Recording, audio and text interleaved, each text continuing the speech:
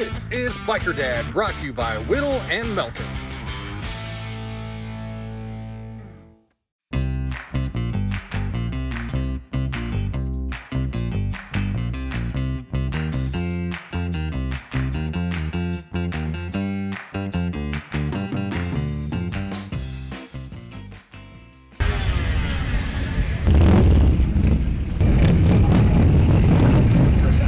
Hi, my name is Chris Best, and I left my 25-year corporate career to ride motorcycles and tell stories.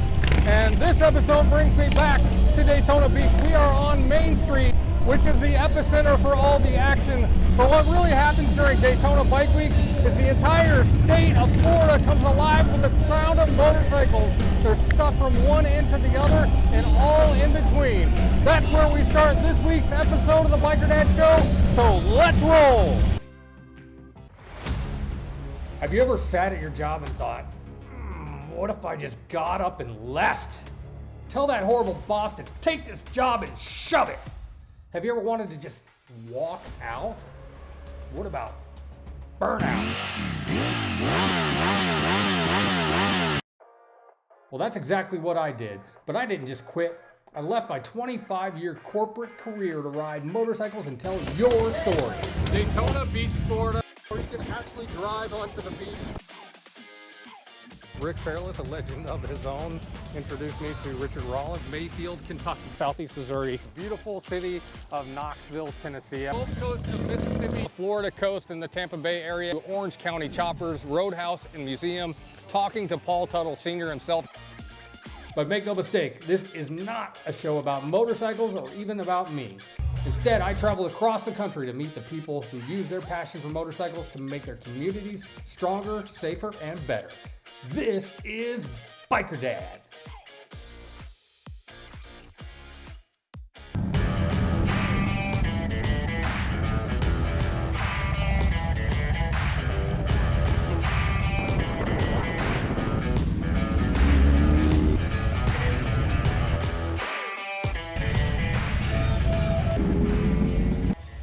Bike Week is big in Daytona. How big? Almost 500,000 people visit here every Bike Week. And the event brings more than $500 million to town to help out with the local economy. Hundreds of thousands of people, tens of thousands of bikes lined all up and down the Florida coast. It is wild and crazy here in Daytona Beach. Things are back to normal and people are loving it. The Cabbage Patch out in the country is a place where people party and camp and all kinds of other stuff. And just across the street of the Cackleberry, things can get a little wild too.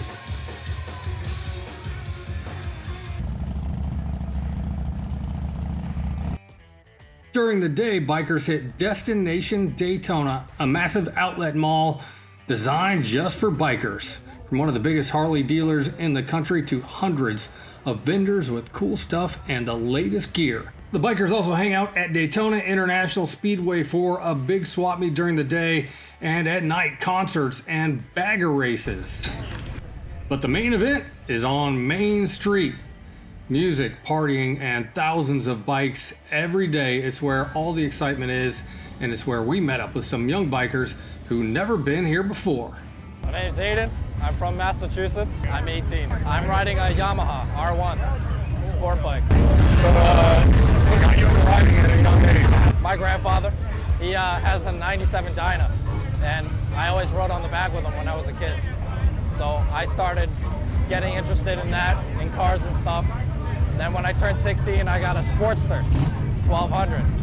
The Strip. It's pretty cool seeing all the different types of bikes and stuff. They've got so much personality. Joker, Mobile, Alabama. Yeah, first time down here to Daytona. It's actually been really cool. We've done more sightseeing and backroads riding down the beach. It's fun because not only do you have the rally to go to and the events, but you also have all this stuff to ride around it. Coolest thing would be Main Street, all the different bikes and all the different stuff down Main Street. That was pretty cool.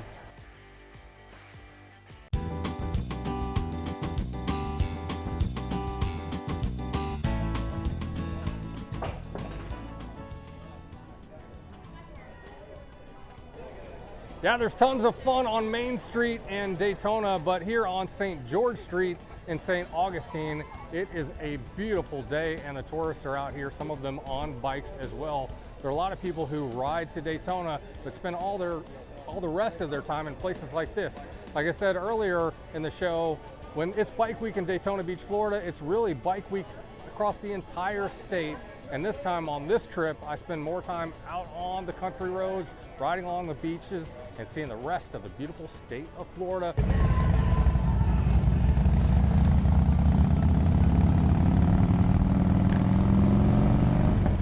St. Augustine is the oldest continuously inhabited city in all of the United States. It was an important military and commercial post for the Spanish Empire and even played a significant role in the colonization of America. Today, St. Augustine is popular with tourists, and some of those tourists are on motorcycles. It's well known for its historic architecture, cultural attractions, beautiful beaches, its haunted lighthouse, and even getting stuck on the drawbridge is a party when you're with the right people.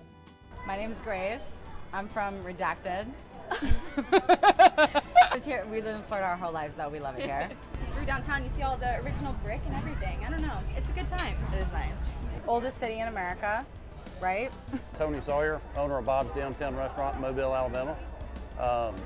In St. Augustine here, St. Augustine, Florida is where I grew up. People love to ride up here to St. Augustine to see the city, enjoy it. It's a great ride. It takes about, what, hour and a half, maybe at most, depending on how fast you ride. But a lot of good stuff to see on the way up, a lot of good stuff to see on the way back, and it's a lot of great stuff to see here in the city. It's full of history, unbelievable amounts of history that's here in St. Augustine. Thanks to their Governor Ron DeSantis, who is insanely popular here. Florida is wide open, and it has been for some time. So a lot of people are coming here to visit, and a lot of people come to visit and decide to stay here forever.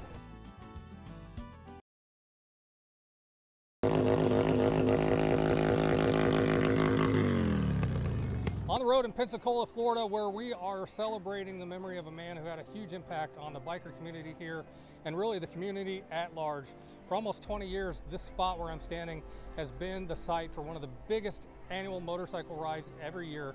The Make-A-Wish ride raises thousands of dollars and sent countless kids to get their wishes fulfilled. Sadly, the man behind that, Doug Barr, recently died of cancer, and today these people are all here to make sure his memory lives on, and so does that Make-A-Wish ride. I'm Nicky Bryant. I was one of Doug's best friends. And we're going to ride around just to show support for him and his passing. If you needed help, he would help you out. We started a Make-A-Wish run here. We've been doing it every year, raising money for the Make-A-Wish in Northwest Florida. And he'd get into other benefits. If you needed something, Doug was right there for you. It's one of the biggest in Pensacola here. We normally raise between 18 and 20,000 every year for the kids. I'm Renee Barr. My husband and I own DNR Lounge in Pensacola, and he just recently passed away. And so everybody got together on the bikes and did a drive-by at our house.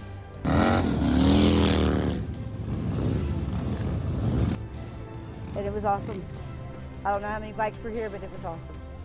They were going to drive by the house and rev the engine to make my husband want to get up and get on his bike. But he passed away before they did it. But that was the whole point of it. And my friend Kelly set it up. She started calling people, and they were calling people, and they were calling people. He was diagnosed with cancer at the end of June, and he died last night. He was a great man. He, I don't know, he always said he was a pain in the ass, but I always said it didn't matter because I'll love you forever and a day. Not even a full day, because he didn't die till about 10:15 last night. And to have this many people show up at the last minute is overwhelming. I told him the reason he died before me was because he wouldn't stand here and let 500 people hug his neck. He'd go in the camper and hide. Well, we've done Make-A-Wish for 18 years. We're coming up on our 19th year, and he told me I had to keep it going. Even though he wasn't here anymore, I had to keep it going.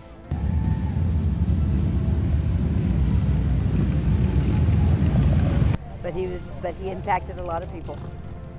They came out and waved at us and gave us thumbs up. Only my neighbor on each side of my house knew what was going on, but the rest of the neighborhood was standing out there waving and thumbs up.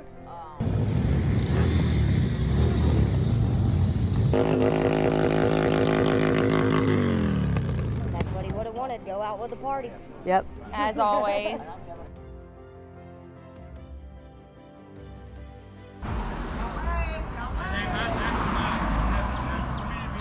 This is the 19th annual Make-A-Wish run. We're just doing it for the kids and in memory of my husband. It was awesome. There was people and motorcycles all over here, all over back there. There's cars up and down both sides of the road. It's unreal. I hope they know that when we all come out here and meet together, that we are raising money for a very good cause. What is it you hope people learn from watching this? To share the love. There's bikes everywhere today, so if you're out there and you're seeing this, please watch out for us.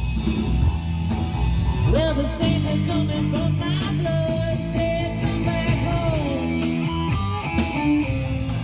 I wish I was an old fast freight train, just a chugging on down to New Orleans. Roll on the bayou, roll on the bayou.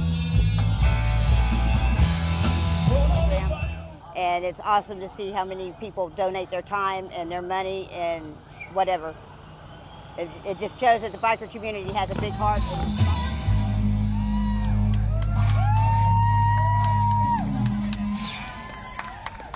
Thank you.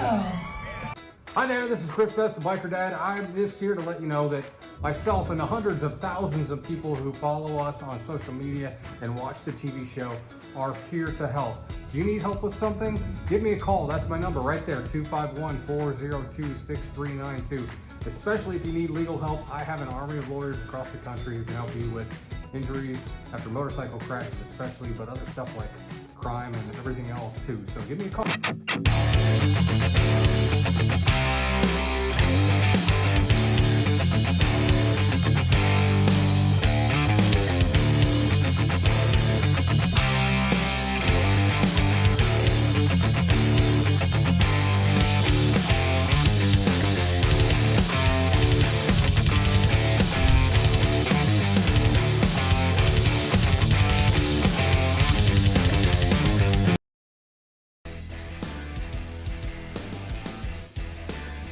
Now here's the Biker Dad Bike of the Week. It's time for the Biker Dad Bike of the Week, and we have one that rules. Literally it rules because it is a king. It's the Road King 2023 Road King, one of the new colors out recently from Harley Davidson as well.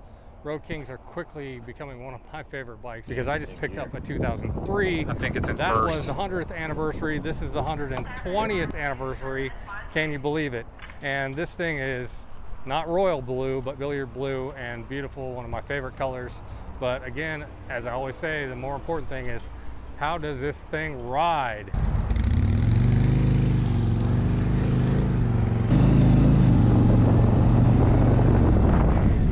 It's kind of like the best of both worlds when it comes to a cruiser, bar hopper, and a touring bike. Has most of the comforts of a touring bike, but there's no windshield on this one. You can put a windshield on it, but honestly, if you ask me, that's ugly. This bike is one that you are meant to be in the wind on. Soft tails are the same way, if you ask me. Don't put a fairing or a windshield on them. I guess if I was going to ride mine across the country, I might get a quick detach windshield, but I love how the wind feels on this bike. These big displacement engines, again, Harley's done a good job of making them sound nice and have a lot of power and pep right out of the box. People are going to put 14, 16-inch 8-bangers on this. They're just going to do it. I know that. And a lot of people change out the seat, but these seats on these new touring bikes are so comfortable and at the same time look good. To me, that's a waste of your money. Because isn't that what the seat's all about? Comfort and style. And I've ridden 5,000 miles up and down on one of these modern touring seats and with zero problem.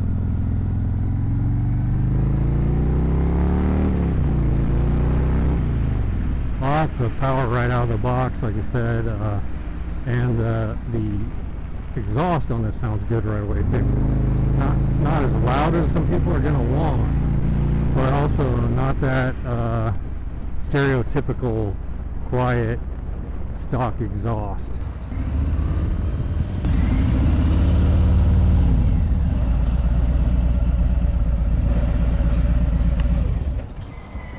Just a couple things that I would do differently on this bike if I were Harley. Put a digital Dakota dash on these things. That would be awesome. Delete the gas gauge over there. Make this a flush black or blue mount. Black this out as well. That would be my only real critique of it. Yeah, they might want to change the name to Road Emperor because the thing really does rule. It kicks butt. This is Biker Dad, brought to you by Whittle and Melton. Right, I'm here with Jason Melton from Whittle and Melton in Gainesville, our sponsor of the Biker Dad Show. We are on the road in New Orleans, Louisiana. Yeah. And I'm geeked out a little bit. I know you probably are for a different reason. I mean, New Orleans is a great town. It's a little different than I remember when I was a kid, maybe because I'm sober. I don't know. I mean, that's just... You are? I'm not. Yeah. I mean, you can tell them where we are, but this is a cool place. So I'm geeked out because of the motorcycle monument that's right here. You're probably geeked out because I love your history TikToks where you tie them into the law. But this right here is St. Louis Cemetery #1, which has been there since 1795, first of all. So it's the oldest cemetery, active cemetery in New Orleans. It's also one of the final scenes of, obviously, one of my favorite movies is Biker, Easy Rider. Yeah, I mean, it's iconic, right? You got Fonda and Hopper and a couple of guests and maybe some things that they shouldn't have. It's an iconic place. What I find most humorous is that they shot that scene with no permission. Oh, yeah. I mean, it's amazing. I can't even imagine doing that now and then releasing it, you know, in Hollywood. We're outside of the gate because the gates are all locked. The Archdiocese here in Louisiana has actually shut it down because of vandalism, and controversially they charge $4,500 a month to tour companies to let them have access. So you got to pay to tour the cemetery. So we continue the tradition of not having permission. Yeah. But we're not inside. Yeah. We're not inside, but we do have some killer drone video. Yeah. I mean, obviously you're watching it while we do this interview. But yeah. So I love your TikToks from all over the place where you're in Spain or you're talking about a historic courthouse in Florida and tying it into the law. I think that social media is so interesting because people can come at it different ways. And I love to travel, and I find that traveling is a really great way to meet people and kind of open up your mind to different things. I think frankly, it's therapeutic. But traveling is just a big part of me, so I want people to get to know me. So I've just sort of weaved in the law and travel. And sometimes the videos are literally just about the place I'm at, and sometimes it's just about the law, and most of the time it's about both. But yeah, I appreciate you following. I enjoy doing it. It's definitely some beautiful craftsmanship in there. They're works of art. These families have bought these plots and they invest time and money into them, and they're really beautiful. And if you get a chance to go, you should definitely go. Safe travels, and follow Jason on TikTok. What's your TikTok? It's Jason Melton Esquire, at Jason Melton Esquire. So. And obviously he's on Instagram and Facebook and everything else. But I find TV Biker Dad is a good one too. Yeah, right? At TV Biker Dad, yeah. Absolutely. And we interact quite a bit on social media, so you can see our shenanigans there as well. Yeah. All right, cool. Well, it's great to see you on the road. Yeah, buddy. Everybody, Jason Melton from Whittle and Melton in Gainesville, where you can watch the show every weekend. Out of high school, I wanted a challenge, maybe something that was different than what most people would do in a college environment. So I went to the Merchant Marine Academy and ended up in the Navy, in the reserves, and as a Merchant Marine, I started to get to help people, and so the law seemed like a natural transition from that. My background is a little different than a lot of lawyers. There's not really many professionals or any professionals in my family tree. My grandfather was in the railroad. My dad was basically self-taught entrepreneur. Luckily, I grew up in a neighborhood where I had a lot of friends whose parents were professionals, And I was always interested in talking to the dads who were lawyers and the things that they would tell me about in terms of representing clients and the different things they'd get into. And I really wanted to be a lawyer. So my first job was as a prosecutor in Miami. Robert and I met as prosecutors together. I actually tried my very first case with Robert. I started at a larger firm and then became a prosecutor. Jason went from law school and became a prosecutor. We became friends, got to know each other. And then after that, we realized, hey, we should start a firm together. You know, we wanted to build the best law firm. You know, that's what we worked on. And it's a work in progress. You know, every day we have to try to, come in and figure out how do we make it better. One of the things I love about our law firm is that we have so many people from different backgrounds. Even just my partner and I have very different backgrounds growing up.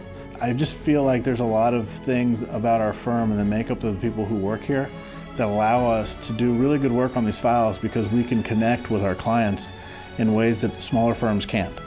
We believe, in the end, the best thing we can do for our clients is always tell them the truth, always fight hard for them, and focus on their well-being and their long-term interests. And if we do that, we'll be successful, and I think that has proven true from the growth of our firm from the start to today.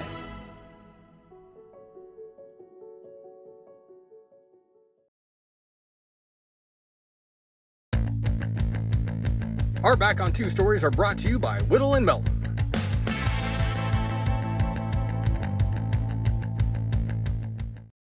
I'm Doris Miller. I'm a 63-year-old cancer survivor from almost 20 years ago. I retired from truck driving about 4 years ago. About 2 years ago, I started sewing patches on over at Bayou Bazaar in Picayune. And I started making biker patches, and I make all kinds of stuff, and then I got diagnosed with my cancer again. After 20 years it came back, breast cancer. Mine this time is inoperable. They started me on some really strong chemo, and it's causing me to have some pretty bad reactions. I don't know, just kind of taking it day by day right now. It's really kicked me hard this time though. So when he called me, I felt so sorry for him because in his voice, he said, it's back. After 20 years, it's back. And I felt so bad for him because it just seemed like he was in shock about it. But I got a lot of good friends in the biker community, a lot of good friends. My first time to go for a ride on a motorcycle.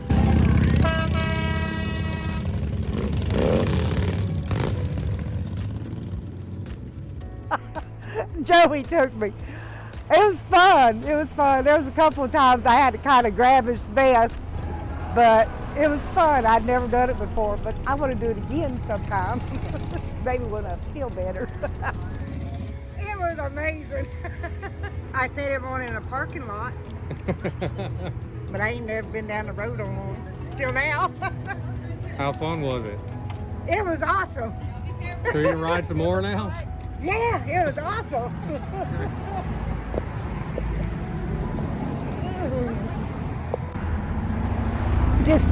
You're free.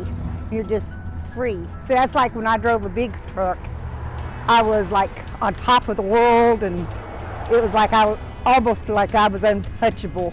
It's kind of like the same thing on a motorcycle. You know, you feel like you're on top of the world and you're just free and you're untouchable. It feels cool. I liked it. We call that wind therapy. Did it help you forget everything for a few minutes? It did. When Joey revved it up and took off, I had a heart stroke, but it's okay. I got over it. It was fun. I needed this. I did. I needed it bad. And I love everybody so much. They're all such good people. I know them all, and I'm blessed to have them all in my life. I just want to say thank you to everybody, and you, Joey, all the biker groups out there. Stevenson Klotz, they're an injury attorney, but they ride motorcycles too. And they wanted to make sure that this was at least somewhat of a success, and they donated $500 to help you out. So I wanted to make sure. Oh my God. Thank you. Thank you for letting me ride with you today. I appreciate it. Thank you.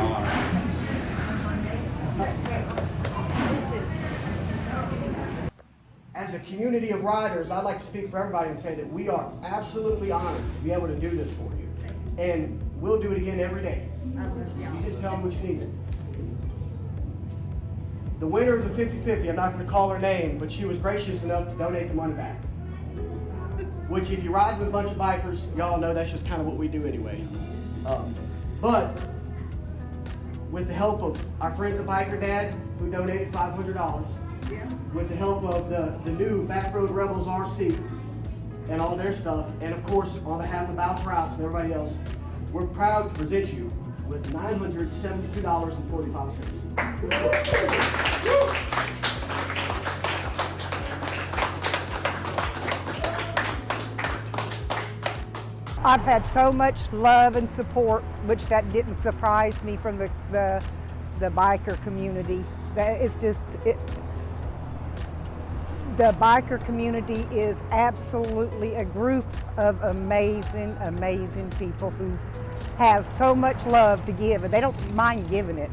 And they want to give it. And I'm so blessed to be on the receiving end of it. Honey, I got my boxing gloves on, and it's going to have one heck of a fight, put it that way. We love you, Doris. I love all y'all. I love y'all so much.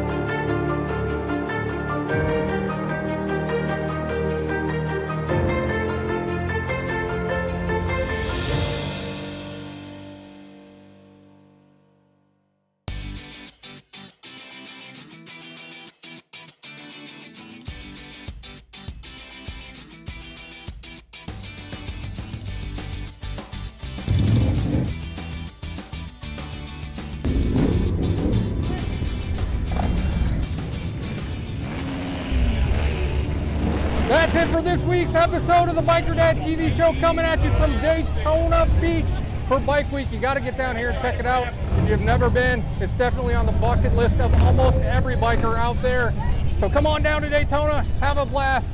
Florida is wide open and it's a ton of fun. That's it for this episode. Until next time, please look twice for motorcycles.